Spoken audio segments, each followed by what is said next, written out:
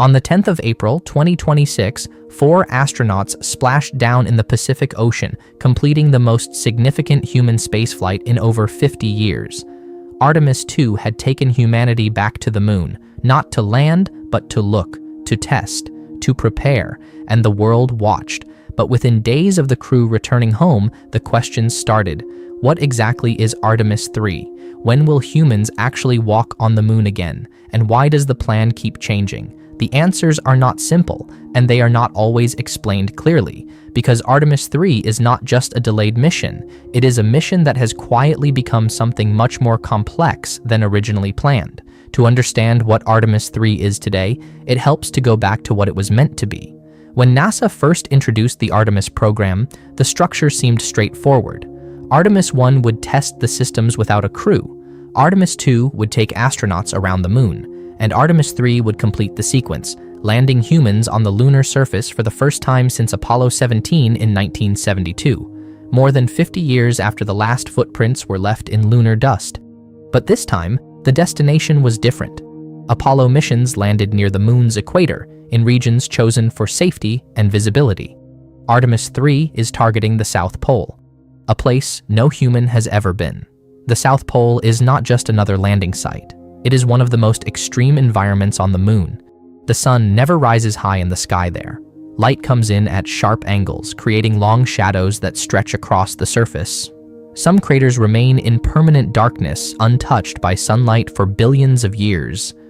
Inside those craters, temperatures can fall below -170 degrees Celsius. And yet, those same regions may hold something incredibly valuable: frozen water locked inside the shadowed terrain. And that is why Artemis 3 matters. Because this mission is not just about returning to the moon, it is about going somewhere new and understanding whether humans can stay there.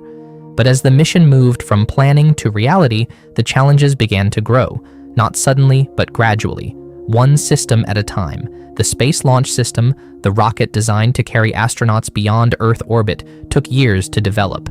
It is the most powerful rocket NASA has built since Saturn V. But building something of that scale is slow, expensive, and technically demanding. Orion, the spacecraft that will carry astronauts, completed its first mission successfully during Artemis 1. It traveled around the moon and returned safely to Earth. But even that success revealed things that needed attention. During re-entry, parts of the heat shield behaved differently than expected. Not dangerously, but enough to require further analysis before sending astronauts on board. And then there is the part of the mission that has introduced the most uncertainty: the lander. For the first time in NASA's history, the vehicle that will carry astronauts down to the moon's surface is not being built directly by NASA. Instead, it is being developed by a private company. SpaceX was selected to provide the human landing system, a version of Starship modified for lunar missions.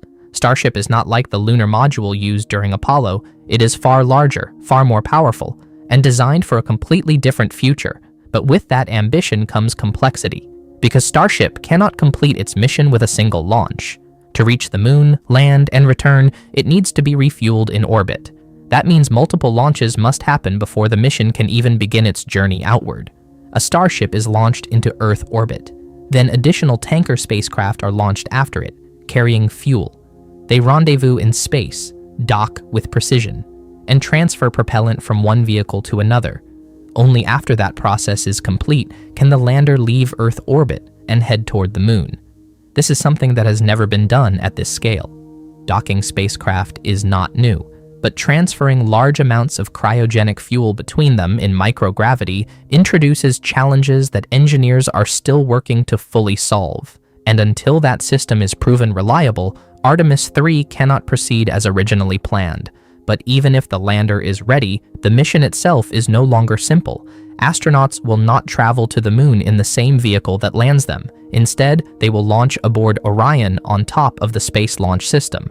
They will travel to lunar orbit first, and only there will they meet the lander. Two separate spacecraft, developed under different systems, will have to find each other in orbit around the moon, dock, transfer crew, and prepare for descent. After completing their time on the surface, the process happens again in reverse. The crew returns to orbit, dock with Orion, and begin the journey back to Earth. Each step depends on the one before it. Each one must work exactly as intended. This layered structure is one of the reasons Artemis 3 has evolved, because unlike Apollo, where systems were designed together from the beginning, Artemis is a combination of multiple systems developed in parallel, and bringing them together has taken more time than expected, but the delays are not simply technical, they are also strategic. NASA is no longer operating under the same conditions as the Apollo era. There is no immediate deadline driven by global competition, no race that forces decisions to be made faster than the technology allows. Instead, the focus has shifted from speed to sustainability. Artemis is not designed as a single mission. It is designed as a program, a series of missions that build on each other. The goal is not just to land on the moon once, but to return repeatedly, to build infrastructure, to understand how humans can live and work in that environment for longer periods of time. And that changes how each mission is approached. Artemis 3 is no longer just a landing attempt. It is part of a much larger system being developed in stages, which is why the timeline has moved, not because the mission has failed, but because the mission has grown. Every delay reflects something being tested, adjusted, or improved. Every change reflects a better understanding of what is required, and that process takes time. The moon has been waiting for billions of years. It is not going anywhere. What matters is how we return, because this time the objective is different, not just to visit, not just to leave footprints, but to build something that continues.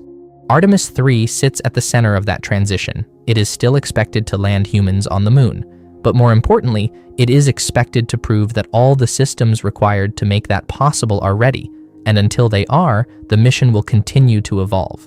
So when people ask why Artemis 3 keeps changing, the answer is not uncertainty, it is complexity, a level of complexity that goes far beyond what was required half a century ago. And that is what makes this moment so important, because what is being built now is not just a mission to the moon, it is the foundation of everything that comes after. And when humans finally step onto the lunar surface again, it will not simply be a return to where we have been before. It will be the beginning of learning how to stay. And that is a very different kind of journey.